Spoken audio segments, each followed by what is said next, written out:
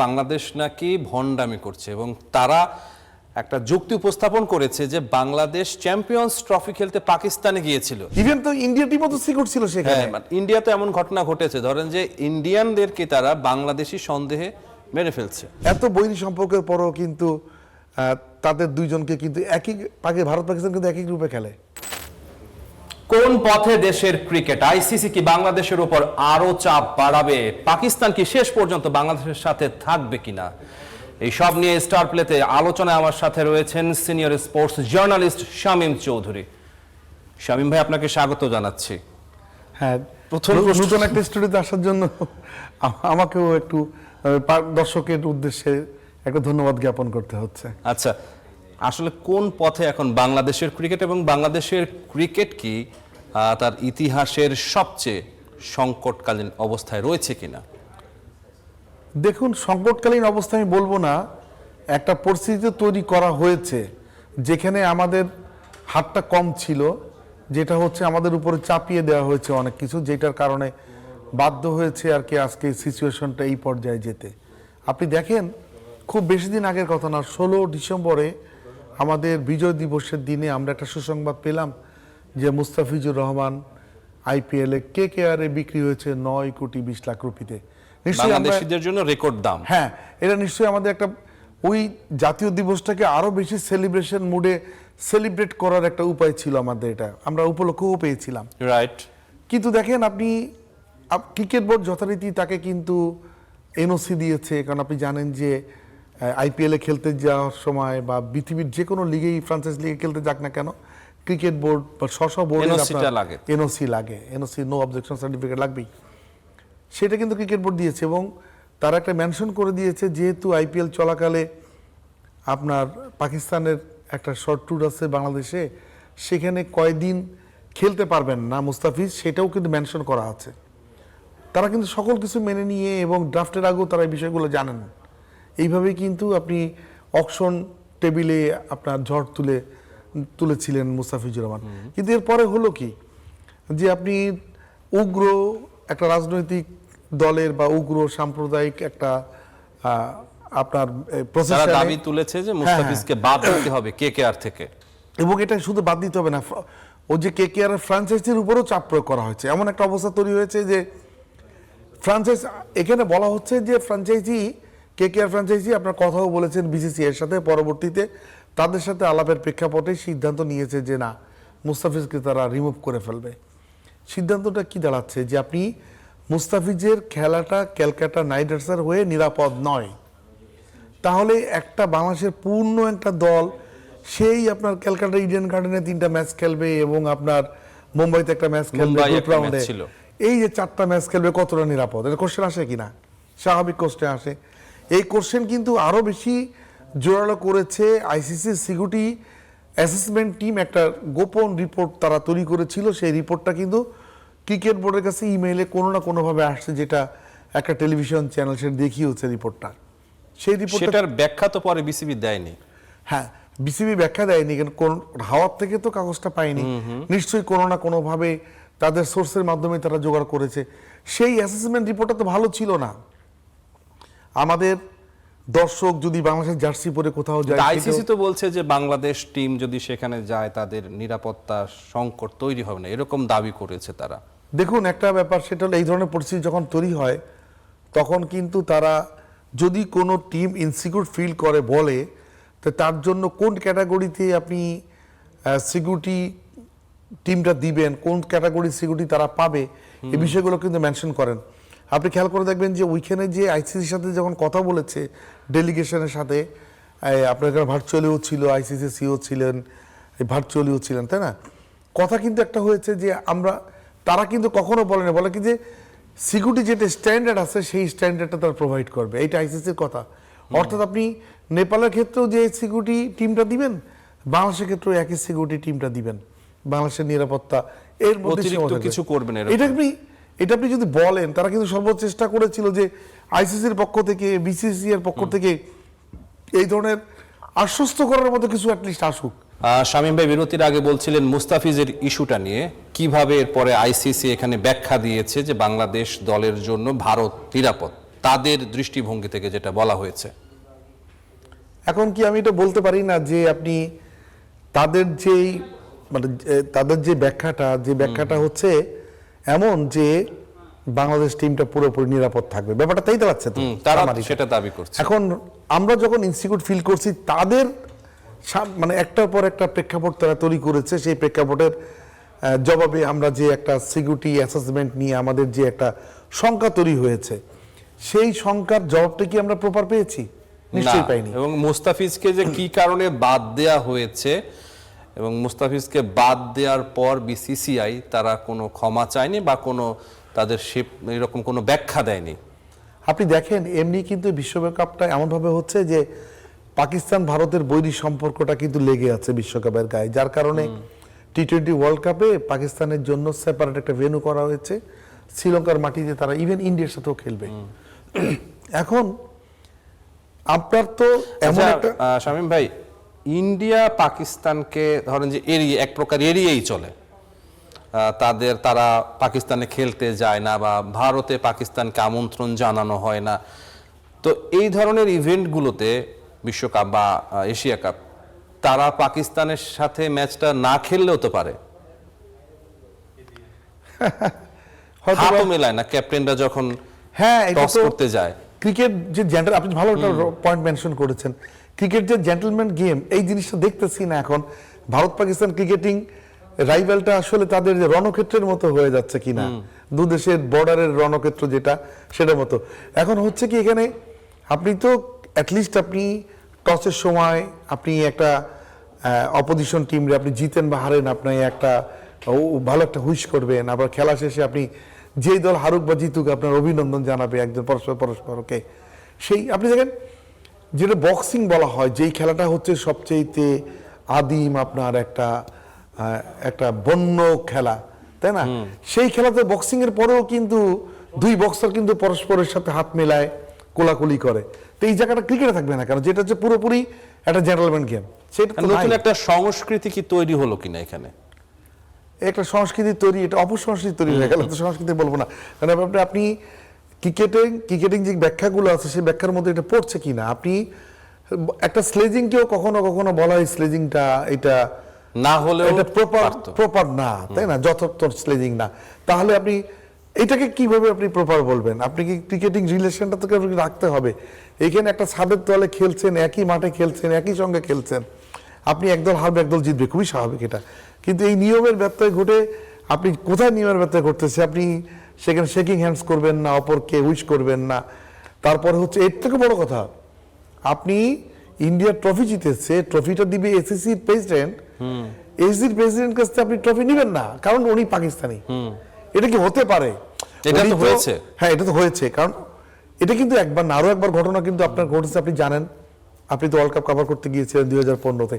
সেটাতে কি হয়েছে যে আপনি আইসিসি রুলে আছে যে প্রেসিডেন্ট উনি হচ্ছে ট্রফি দিবেন উইনিং টিমকে, যিনি চ্যাম্পিয়ন হবে।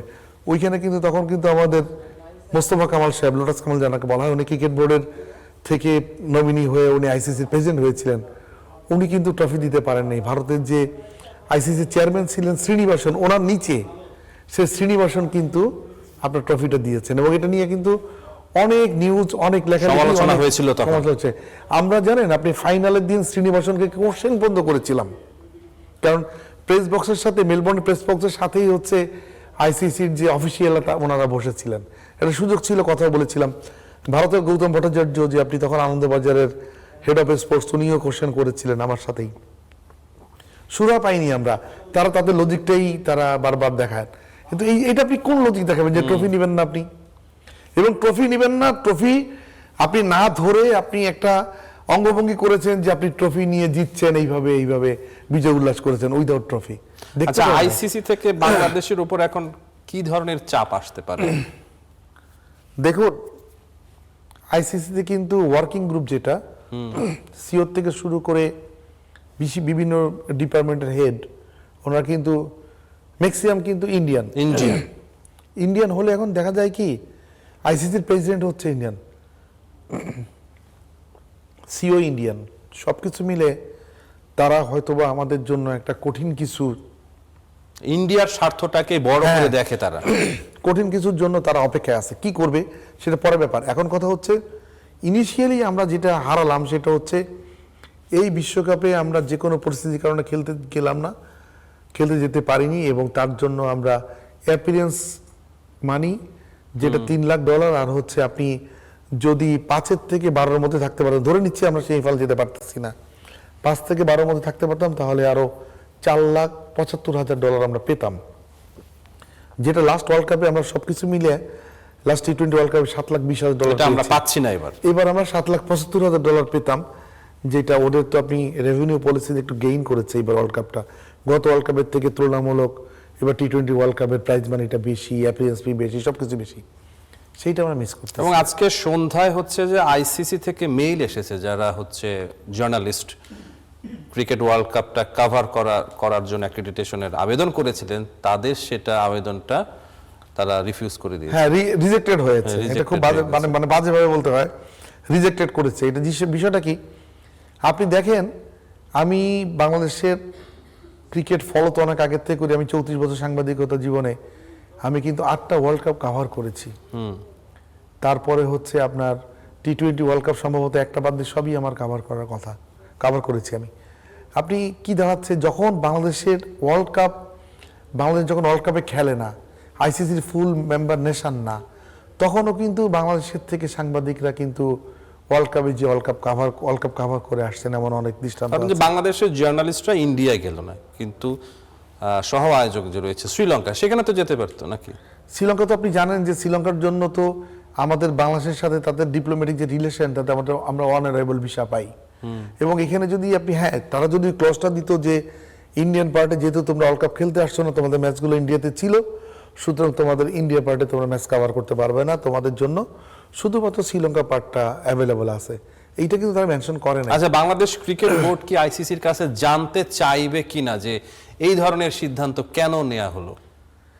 ক্রিকেট বোর্ড তো জানতে চাইতেই পারে, কারণ আপনি দেখেন, আপনি কিন্তু এই যে T20 ওয়ার্ল্ড কাপের যে টোটাল যে আপনার রেভিনিউ মডেল পলিসি যেটা, এটা কিন্তু আমরা যদি কোয়ালিফাই নাও করতে পারতাম T20 ওয়ার্ল্ড কাপে, তাহলেও কিন্তু আমরা আইসিসি রেভিনিউ যে শেয়ারিং মানি সেখানে পেতাম, কারণ এটা বাংলাদেশ কিন্তু ফুল স্ট্যাটাস টিম, আইসিসির পূর্ণ সদস্য দেশ।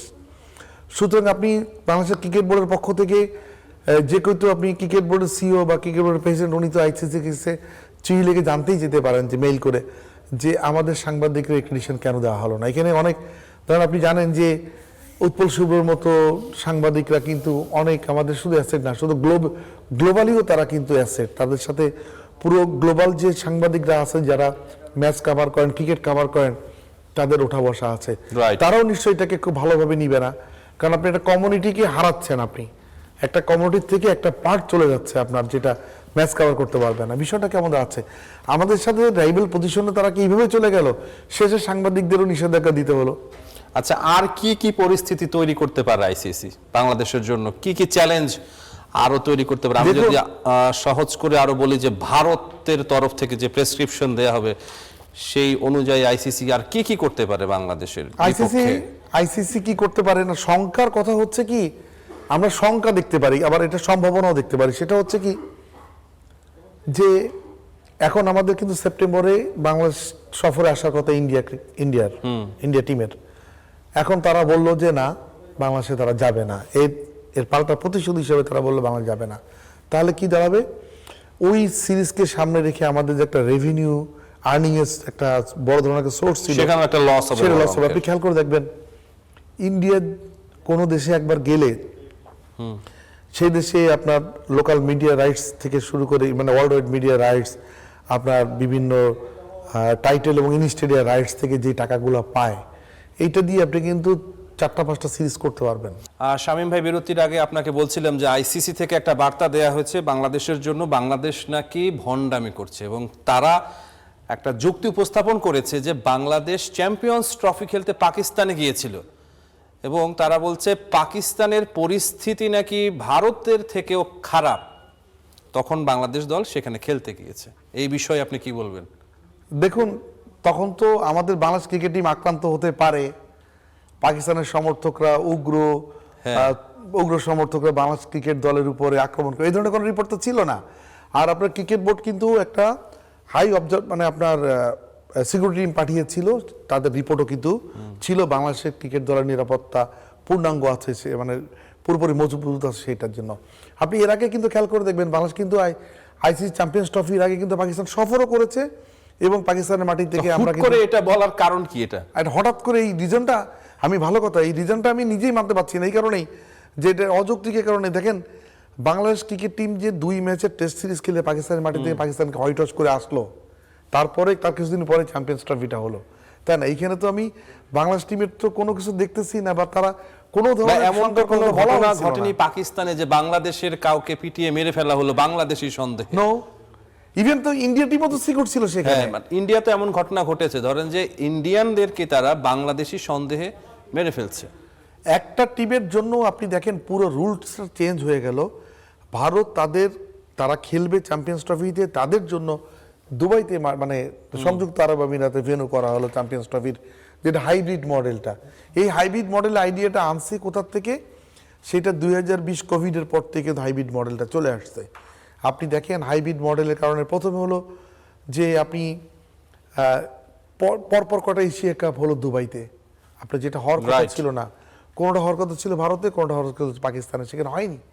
এইভাবে কিন্তু একতরফা মুনাফার জন্য। হ্যাঁ, একতরফা মুনাফার জন্য এটা আপনি দেখেন, এইটা বলতেছেন, কিন্তু একটা ব্যাপারে কিন্তু আইসিসি সবসময় জোর দিচ্ছে, সেটা হচ্ছে এত বৈরী সম্পর্কের পরও কিন্তু তাদের দুইজনকে কিন্তু ভারত পাকিস্তান কিন্তু একই গ্রুপে খেলে এবং একই গ্রুপে খেলার এটা বলা হচ্ছে রাজস্বর জন্য করা হচ্ছে। আবার এটা তার কেমন দেখাচ্ছে বিষয়টা? দ্বিচারিতা। একটা দ্বিচারিতা মনে হচ্ছে, খুবই স্বাভাবিক। পাকিস্তান কি শেষ পর্যন্ত বাংলাদেশের সাথে থাকবে কিনা? আজকে তাদের পাকিস্তানের প্রধানমন্ত্রী এবং পিসিবি সভাপতি তাদের একটা বৈঠক হয়েছিল, যেখানে তারা বলেছে যে শুক্র অথবা সোমবারে তারা তাদের সিদ্ধান্তটা জানিয়ে দেবে। সেই সিদ্ধান্তটা কি হতে পারে বলে আপনি নিজে মনে করেন? দেখুন, পাকিস্তান কিন্তু একটু বিলম্বে তারা টি-20 ওয়ার্ল্ড কাপ ঘোষণা করেছে দলটা। এটা ঘোষণার অর্থ এই নয় যে পাকিস্তান খেলতে যাবে বা খেলতে গেলেও তারা কোনো কিছু ডেমনস্ট্রেশন করবে না বা কোনো ধরনের প্রতিবাদ করবে না, এটা কিন্তু বলতে পারবো না আমি। কারণ পাকিস্তান এখন রিসেন্ট যে অবস্থায় আছে, আপনি এবং কিন্তু পাকিস্তানকেও কিন্তু হুমকি দেয়া হয়েছে। রাজীব শুক্লা তিনি একটা কথা বলেছেন যে পাকিস্তান বাংলাদেশকে উস্কে দিচ্ছে। এটা আসলে ব্যাপারটা হচ্ছে কি, টেবিলের কথা আর বাইরের কথা এটা আলাদা, কিন্তু মূল জিনিসটা হলো কি যে পাকিস্তান যে বাংলাদেশের পক্ষে ভোটটা দিয়েছে এটা তো সত্য।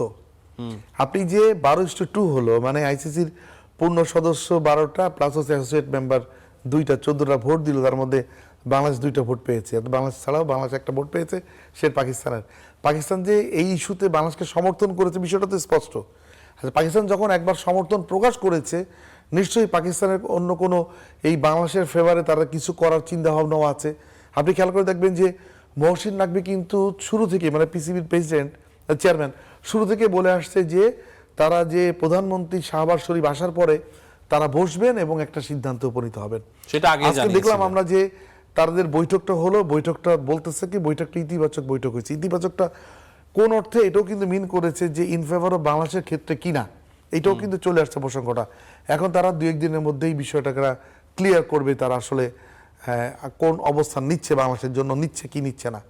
তা আমার মনে হয় যে তাদের অবস্থান যেটাই হোক, তারা তো অনেক কিছু করতে পারে, এমনকি ব্ল্যাক রিবন পরে খেলতে পারে, ভারতের বিপক্ষে ম্যাচ বর্জন করতে পারে। তারাও জানিয়েছে টেবিলে বিভিন্ন অপশন রয়ে গেছে, তার এইগুলো চিন্তা করতেছে। যে ব্যাপারটা খেয়াল করে দেখেন যে এখানে কিন্তু কদিন আগে কিন্তু বুল্লু ভাই ভালো একটা প্রসঙ্গ উল্লেখ করেছেন, সেটা হচ্ছে আপনি ওয়ার্ল্ড ক্রিকেটের ভিউয়ার্স কত টোটাল, আচ্ছা সেই ভিউয়ার্সের মধ্যে যদি 20 কোটি ভিউয়ার্স মাইনাস হয়ে যায় বাংলাদেশের কথা বলছিলেন, এখন যদি পাকিস্তান থেকে আরো 20 কোটি মাইনাস হয়ে যায়, তাহলে আপনার ভিউয়ারশিপটি শুধু কি আপনার ইন্ডিয়ান কেন্দ্রিক ভিউয়ার হবে? তাহলে আপনার এটা ওয়ার্ল্ড ক্রিকেট প্রমোট হলো কিভাবে? দর্শকের এটা একটা মেগা ইভেন্ট, যেটাকে আপনি আইসিসি ওয়ার্ল্ড কাপের পরেই বলতে 50 ওয়ার্ল্ড কাপের পরে যেটার আপনি আবেদন, সেইখানে যদি আপনি 40 কোটি ভিউয়ার হারান তাহলে কি দাঁড়াবে? এখন দেখার বিষয় আসলে কোন পর্যায়ে যাচ্ছে। আপনি মার্কেট ক্রিকেট যে পাকিস্তান কি আইসিসি তে চাপ তৈরি করতে পারবে নাকি পাকিস্তানও উল্টা চাপে পড়ে যাবে? পাকিস্তান চাপ তৈরি করতে পারে, কারণ কি পাকিস্তানের কতগুলো রিজন আছে যে আপনি ক্রিকেট মার্কেটিং, যে গ্লোবাল মার্কেটিং যেটাকে বলা হয়, সেটা ভারত পাকিস্তান ম্যাচের যে মার্কেটিংটা আপনি বাকি যে ওয়ার্ল্ড কাপের যে পুরো আসরের যে পুরো ম্যাচগুলো যোগ করলেও কিন্তু সেটা হচ্ছে না। ওই একটা ম্যাচের উপরেই কিন্তু ভিত্তি করে কিন্তু আপনার মার্কেটিংটা করা হচ্ছে।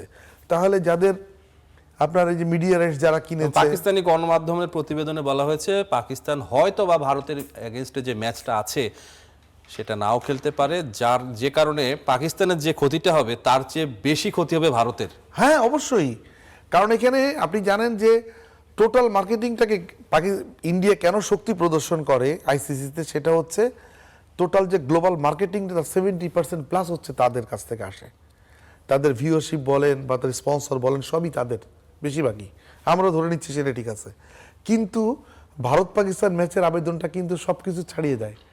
এখানে গ্লোবাল কোনো ইভেন্টে যদি ভারত পাকিস্তান খেলা হয় তাহলে আপনি ওইটার যে এখন আপনি দেখেন এই ওয়ার্ল্ড কাপটা বিক্রি করেছে টোটালটা হচ্ছে $3 বিলিয়ন।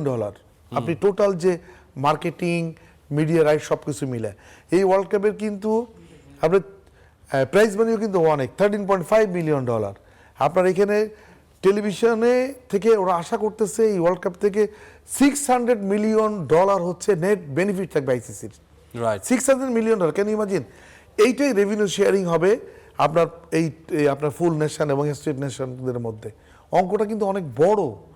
সুতরাং আপনার যদি তারা যদি বলে যে পাকিস্তানকে বাদ রেখে, বাংলাদেশকে তো বাদই রাখছে, পাকিস্তানকেও বাদ রেখে তারা এত ব্যাপক মার্কেটিং করতে পারবে, এটা আসলে আচ্ছা আপনার কাছে আমার শেষ প্রশ্ন, আমাদের হাতে সময় একেবারেই কম, আপনি 1 মিনিটের মতো সময় পাবেন। প্রশ্নটা হচ্ছে যে অনেকেই বলছেন বিসিবি যেহেতু এক ধরনের চাপে রয়েছে, বাংলাদেশ বিশ্বকাপ বয়কট করেছে, সেক্ষেত্রে আই ওয়াশ করার জন্য সেদিনই সাকিব আল হাসানকে যে বাংলাদেশ দলে ফেরানোর প্রক্রিয়া শুরু হয়েছে সেটা জানিয়েছে বিসিবি। এটা আসলে আপনি কিভাবে দেখেন?